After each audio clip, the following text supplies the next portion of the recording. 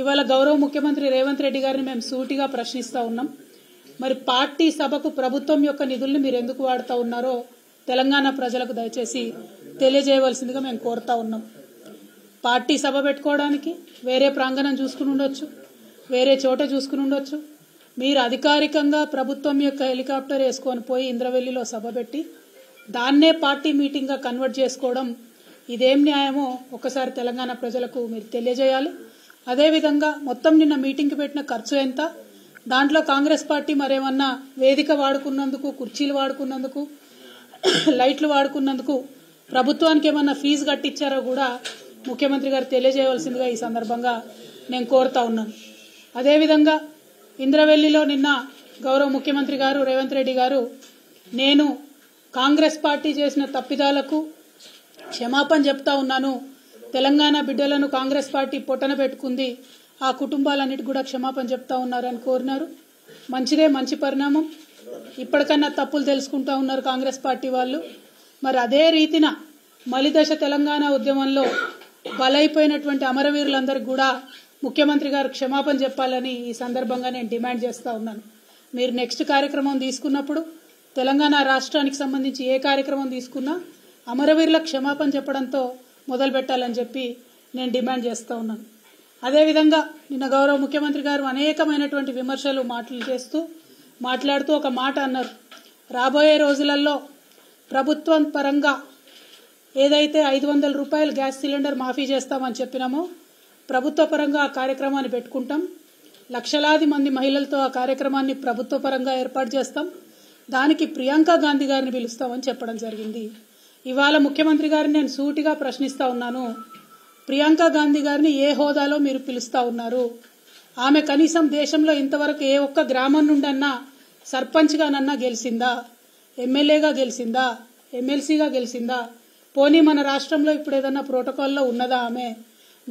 మీ పార్టీకి సంబంధించినటువంటి ముఖ్య నాయకురాలైతే మీ ఇంటికి పిలుచుకోండి, మీ మన్మడికి ఆశీర్వాదం ఇప్పించుకోండి, తెలంగాణకు వచ్చిన ఆడబిడ్డ కాబట్టి చీరా సారా పెట్టి సాదరంగా సాగనంపండి. కానీ ప్రభుత్వ కార్యక్రమాలకు ప్రియాంక గాంధీ గారిని పిలుస్తామంటే తప్పకుండా నల్ల బుగ్గలు ఎగిరేసి ఆ రోజు ప్రొటెస్ట్ చేస్తామని ఈ సందర్భంగా మేము ముఖ్యమంత్రి గారికి హెచ్చరిక చేస్తా ఉన్నాం. ప్రభుత్వ కార్యక్రమాలను, పార్టీ కార్యక్రమాలను కలిపి వాడుకోవడం, ప్రజలను మభ్యపెట్టడం ఇది చాలా తప్పు. ఆ విధంగా చేసినట్టయితే తెలంగాణ ప్రజాధనాన్ని మీ పార్టీ ప్రయోజనాల కోసం దుర్వినియోగం చేసినట్టయితే, ప్రియాంక గాంధీ గారిని ఆ కార్యక్రమానికి పిలిచినట్టయితే తప్పకుండా మేము ప్రొటెస్ట్ తెలియజేస్తామని ఈ సందర్భంగా తెలియజేస్తా ఉన్నాం. అదేవిధంగా ఇవాళ కాంగ్రెస్ పార్టీ ఇక్కడ పొలిటికల్ క్రైసిస్ ఉన్న వాళ్ళంతా తెలంగాణలో వచ్చి వాలిపోవడం, ఇక్కడ నుంచి తెలంగాణ ప్రజాధనాన్ని దుర్వినియోగం చేస్తూ ఇక్కడ మన మంత్రులు, మన తెలంగాణ మంత్రులు, తెలంగాణ ప్రజల ఓట్లతో ఎన్నికైన మంత్రులు వెళ్లి ఆ ఎమ్మెల్యేలందరినీ ఎస్కాట్లు పెట్టి రిసార్ట్లలోకి తీసుకెళ్లడం, మరి ఇదంతా ప్రజాధనాన్ని దుర్వినియోగం చేయడం కాదా? ఒక మాట ఈ ముఖ్యమంత్రి గారు ఎన్నికల సందర్భంలో అనేక సందర్భాల్లో విమర్శలు చేస్తూ అనేక మాటలు అనడం జరిగింది. మేము అడ్వర్టైజ్మెంట్లు వేసుకోము బీఆర్ఎస్ వాళ్ళలాగా అన్నారు. ఇవాళ ఎన్ని అడ్వర్టైజ్మెంట్లు వేస్తున్నారండి? నిన్న ఇంద్రవల్లి సభకు ఎన్ని అడ్వర్టైజ్మెంట్లు వేసినారు మీరు? వాటి ఖర్చు ఎంతో ఒకసారి తెలంగాణ ప్రజలకు తెలియజేయాల్సిందిగా కోరుతా ఉన్నాం. గౌరవ ముఖ్యమంత్రి గారు వారానికి 2 సార్లు ఢిల్లీకి పోతారు. పోయినప్పుడల్లా చార్టెడ్ విమానాలలో, ప్రైవేట్ ఫ్లైట్స్లలో పోతురని తెలిసింది. మరి దానికి అయ్యే ఖర్చు ఎంతనో ఒకసారి మీరు ప్రజలకు తెలియజేయాల్సిందిగా నేను డిమాండ్ చేస్తూ ఉన్నాను. అదేవిధంగా మీరు వచ్చిన 60 రోజులు దాదాపు అవుతున్నది. ఈ 60 రోజులలో మీరు చేసింది ఏముందండి? 60 రోజులలో ఏ చిన్న వాగ్దానం మీరు చేసింది మేము అడిగినా కూడా అయ్యో నిన్నగాక మొన్ననే వచ్చినాం కదా, మమ్మల్ని ఇన్ని ప్రశ్నలు అడుగుతున్నారు, కొత్త ప్రభుత్వం కదా అంటున్నారు. ఓకే, డెవలప్మెంట్ మీద మా బాస్ చెప్పారు, కేసీఆర్ గారు చెప్పారు కాబట్టి 100 రోజులు మిమ్మల్ని అడగం. శిశుపాలుడి 100 పాపాలు వండినట్టుగా 100 రోజులకు మీరు చేసే తప్పులు కూడా పండుతాయి. అప్పుడు మాత్రం ప్రజాక్షేత్రంలో మిమ్మల్ని ఖచ్చితంగా అడుగుతాం. కానీ ఈ 60 రోజులలోనే మీ యొక్క పొలిటికల్ వైఖరి ఏంటి, రాజకీయ పరంగా మీరు తీసుకుంటున్నటువంటి నిర్ణయాలు ఎట్లున్నాయి, తెలంగాణ ప్రజలకు ఎప్పటికప్పుడు చెప్పాల్సినటువంటి బాధ్యత ప్రతిపక్షంగా మా మీద ఉంది. కాబట్టి ఖచ్చితంగా కొన్ని అంశాలను ఇవాళ ప్రజల ముందు చెప్పదలుచుకున్నాం. మిమ్మల్ని తెలంగాణ ప్రజలందరూ ముద్దుగా యూటర్న్ ముఖ్యమంత్రి అని పిలుచుకుంటున్నట్టుగా తెలుస్తా ఉన్నది. ఎందుకంటే మీరు చెప్పిన ఏ ఒక్క మాట కూడా పాటించలేదు. ప్రజా దర్బార్ పెడతామంటిరి, రోజు ప్రజల్ని కలుస్తా అంటిరి, కేసీఆర్ గడీలలో ఉన్నాడు కలిస్తలేడు, మేము కలుస్తామంటిరి. ఒక్క రోజు కరెక్ట్గా 60 రోజులలో కేవలం ఒకే ఒక్క రోజు రేవంత్ రెడ్డి గారు ప్రజల్ని కలిసిండ్రు. ఆ తర్వాత నుండి ఇప్పటి వరకు ఆయన మళ్ళీ ఎప్పుడు కూడా మొహం చూసిందే లేదు. ఆ ప్రజాపాలన నిర్వీర్యం చేయడానికి, ప్రజా దర్బార్ నిర్వీర్యం చేయడానికి ఒక మంత్రిని ఒక రోజు కూర్చోబెట్టిండ్రు. ఆ తర్వాత నుంచి ఓన్లీ అధికారులను కూర్చోబెడుతున్నారు. ఆ తర్వాత ఏం చేసిండ్రు, రాష్ట్రంలో ఉన్న వాళ్ళంతా ఇక్కడికి వచ్చేందుకు హైదరాబాదు జిల్లాలలోనే ప్రజాపాలన పెడతామని చెప్పారు. మేము చెప్పింది అదే కదా, ప్రజల వద్దకే పాలన పోవాలనే చిన్న జిల్లాలు చేస్తుంది, మండలాలు ఏర్పాటు చేస్తుంది, కొత్త కొత్త జీపీలను క్రియేట్ చేస్తుంది, తండాలను గ్రామ పంచాయతీలు చేస్తుంది. పాలన వికేంద్రీకరణ జరగాలని మేము కోరుకుంటే పాలన సెంట్రలైజేషన్ జరగాలని మీరు కోరుకున్నారు. కోరుకున్న ఒకే ఒక్క రోజులో మీకు అనుభవం అర్థమైంది. కేసీఆర్ గారికి ఉన్న అపారమైన రాజకీయ అనుభవంతో ఆయన తీసుకున్న నిర్ణయాలను ఆనాడు విమర్శించిన మీరు ఇవాళ వారి బాటలోకి రావడం చాలా సంతోషం. ప్రజల వద్దకే పాలన పోవాలే, పాలకుల వద్దకు ప్రజలు రాకూడదనే అంశాన్ని నిరూపించి కేసీఆర్ గారు తొవ్వ కరెక్ట్ అని తెలంగాణ ప్రజలకు తెలియజేసినందుకు ముఖ్యమంత్రి గారికి మేము అభినందనలు తెలియజేస్తా ఉన్నాం. అదేవిధంగా మీరు ఇచ్చిన మాటలు, ప్రజా దర్బార్ అంటిరి పోకపోతిరి, నాకు కాన్వాయ్ ఎందుకు, నాకు పెద్ద కాన్వాయ్ వద్దు, నేను సింపుల్గా పోతా, 15 కార్లు కాదు 9 కార్లే కావాలి, నేను పోతే ట్రాఫిక్ ఆపకండి అని ప్రగల్భాలు పలుకుతిరి. ఇవాళ హైదరాబాద్లో ప్రయాణం చేస్తున్నటువంటి ప్రజలందరికీ తెలుసు, ముఖ్యమంత్రి గారు కాన్వాయ్ పోతుందంటే ఎక్కడికక్కడ ట్రాఫిక్ ఆపుతా ఉన్నారు. కానీ దాన్ని కవర్ చేయడానికి మీ చుట్టూ ఉండే బాజా భజంత్రీలు, ప్రాపగండా టీమ్స్ ఏమంటున్నారు, అయ్యో అంబులెన్స్ వచ్చింది రాగానే మా ముఖ్యమంత్రి తవ్విచ్చిండు అంటున్నారు. ఇయ్యాలే కదా, మినిమం కట్టసి కదా. చెప్పిన మాట తప్పి ఉల్టా ప్రాపగండా చేసుకోవడం. కేవలం ఈ ఒక్క విషయమే కాదు, కుటుంబ పాలన అంటుంది. మరి వాళ్ళు అధికారికంగా మీ సోదరులు కొంతమంది జిల్లా రివ్యూలలో వేదిక మీద కూర్చోబడుతుంది, ఇంకా కొంతమంది సోదరులు వేరే వేరే నియోజకవర్గాలకు ఇన్ఛార్జీలు ఉండబడుతుంది, ఇంకా కొంతమంది సోదరులు ఏమేం పనులు చేస్తున్నాయో ప్రజలందరికీ కూడా తెలుసు. సమయం సందర్భం వచ్చినప్పుడు తప్పకుండా అవన్నీ కూడా బయట పెట్టడం జరుగుతుంది. కుటుంబం కుటుంబం కుటుంబం అని తెల్లారు లేస్తే కేసీఆర్ కుటుంబం మీద ఏడ్చేటటువంటి ముఖ్యమంత్రి గారికి నేను ఒక మాట చెప్తా ఉన్నా, ప్రజలందరూ కూడా దయచేసి తెలుసుకోవాలి. ఇవాళ రాష్ట్రంలో కాంగ్రెస్ పార్టీ నుంచి 22 కుటుంబాలకు టికెట్లు ఇచ్చినారు. 22 కుటుంబాల నుంచి అధికారికంగా ఏదో ఒక పదవిలో అభ్యర్థులు ఉన్నారు.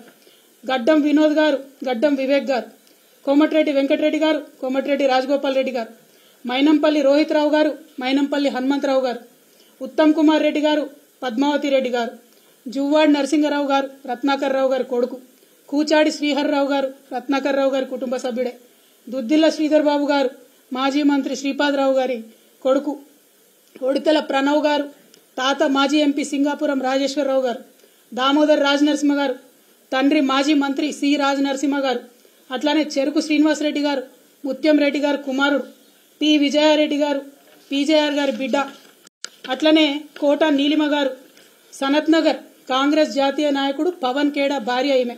మన రాష్ట్రంతో సంబంధం లేదు, ఏం లేదు, కానీ సడన్గా వచ్చిర్రు, పారాషూట్ టికెట్లు. చిట్టం పర్ణికారెడ్డి గారు, మాజీ ఎమ్మెల్యే నర్సిరెడ్డి గారి మన్మరాలు, కూచుకుల రాజేష్ రెడ్డి గారు, నాగర్ కర్నూలు దామోదర్ రెడ్డి అన్న కొడుకు, కుందూరు జైవీర్ రెడ్డి గారు, నాగార్జున సాగర్ జానారెడ్డి గారి కొడుకు. మళ్ళీ ఇప్పుడు వాళ్ళ అన్నకి ఎంపీ టికెట్ కావాలని ఇవాళనే ఆయన అప్లికేషన్ కూడా పెట్టుకున్నారు జైవీర్ రెడ్డి గారు.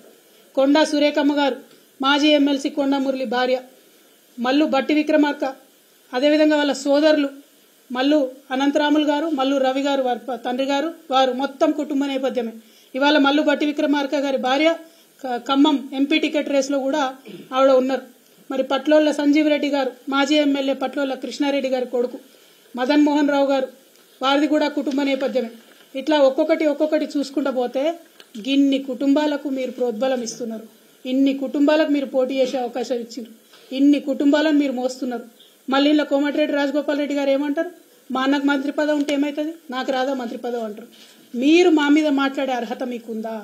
మీరు మమ్మల్ని మాట్లాడితే కేసీఆర్ గారిని ఇంకా కూడా తిట్టడం తప్పితే ఏం పని చేస్తున్నారో ఒకసారి తెలంగాణ ప్రజలకు దయచేసి తెలియజేయాలని నేను కోరుతా ఉన్నాను.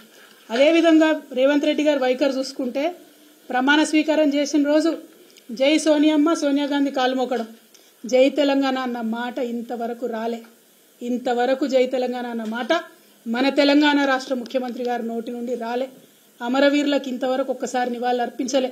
అమరజ్యోతికి పోయేటటువంటి తీరిక కూడా కనీసం ఈ ముఖ్యమంత్రి గారికి లేరు. దయచేసి తెలంగాణ ప్రజలు ఒక్కసారి ఇటువంటి ముఖ్యమంత్రి కేసీఆర్ గారి మీద ఆరోపణ చేస్తూ ఉంటే ఆయన నీతి ఏంది, ఆయన నైజం ఏంది, ఆయన వైఖరి ఏంది, ఆయన యొక్క లక్ష్యం ఏంది, అల్టిమేట్గా ఒక్కసారి మీరు ఆలోచన చేయాలి. జై తెలంగాణ అనడానికి తీరికలేనటువంటి వ్యక్తి, అమరవీరులకు నివాళులర్పించడానికి తీరికలేనటువంటి వ్యక్తి ఆంధ్రజ్యోతి పత్రికాధిపతి ఇంటికి పోయి ముఖ్యమంత్రి హోదా మర్చిపోయి ఈయన వెయిట్ చేస్తాడు, ఆయన రాడు. మీరు తాకట్టు పెడుతున్నది తెలంగాణ ప్రజల యొక్క గౌరవం. మీరు ముఖ్యమంత్రి హోదాలో ఒక పత్రికాధిపతి ఇంటికి పోతే కనీసం మర్యాదగా ఒకరు వచ్చి మిమ్మల్ని రిసీవ్ చేసుకోవాలి. మాకు మీరు తెలంగాణ ముఖ్యమంత్రి హోదాను తగ్గించడం తెలంగాణ ప్రజలుగా మేము బాధపడతా ఉన్నాం. డెఫినెట్గా మీ ప్రతి వైఖరి, మీ ప్రతి అడుగు, ప్రతి ఒక్క అంశం మీరు మమ్మల్ని ఎంత విమర్శ చేస్తూ ఉన్నారో ప్రజలు కూడా మిమ్మల్ని అంత గమనిస్తూ ఉంటారు. అయినా ఒక పని జరిగిపోయింది, ఎలక్షన్ రిజల్ట్ వచ్చింది, ఇవాళ మీరు అధికారంలో ఉన్నారు. మిమ్మల్ని సూటిగా ఒక ప్రశ్న అడుగుతా ఉన్నాం. ఎస్, అసెంబ్లీలో పూలే విగ్రహం పెట్టాలని వాళ్ళు నేను డిమాండ్ చేస్తా ఉన్నా. నేను 10 ఏళ్లు బీఆర్ఎస్ ప్రభుత్వం ఉన్నప్పుడు మా ప్రభుత్వాన్ని ఎప్పుడు నేను అడగలేదు కాబట్టి వాళ్ళు పెట్టలేదు. ఇవాళ నేను మిమ్మల్ని అడుగుతా ఉన్నా, సుత్తి లేకుండా సూటిగా ఒకటే జవాబు చెప్పండి. పూలే విగ్రహం అసెంబ్లీలో పెడతారా, పెట్టారా? Simple as that. మిగతా అంశాలు మీరు అభివృద్ధి గురించి మాట్లాడొద్దన్నారు కాబట్టి ఆ డెడ్ లైన్లు చెప్తలేం. కానీ కొన్ని రాజకీయపరమైనటువంటి అంశాలు, బీసీ డిక్లరేషన్ వచ్చి మీరు మా కామారెడ్డిలో చేసినారు. ఆనాడు మీరేం మాట్లాడినరు? బీసీల జనగణన అధికారంలోకి వచ్చిన 6 నెలల్లో చేస్తామన్నారు. ఆల్రెడీ 2 నెలలు గడిచిపోయినాయి. ఇంతవరకు మీరు కనీసం ఆర్డర్ కూడా ఇవ్వలే. నా మాటనే జీవో అంటారు కదా, మరి నా మాటనే జీవో అంటే ఈ పాటికి పని ప్రారంభం అయి ఉండాలి. ఎందుకు అవ్వలేదు పని ప్రారంభం? బీసీలు అంటే గౌరవం లేదా?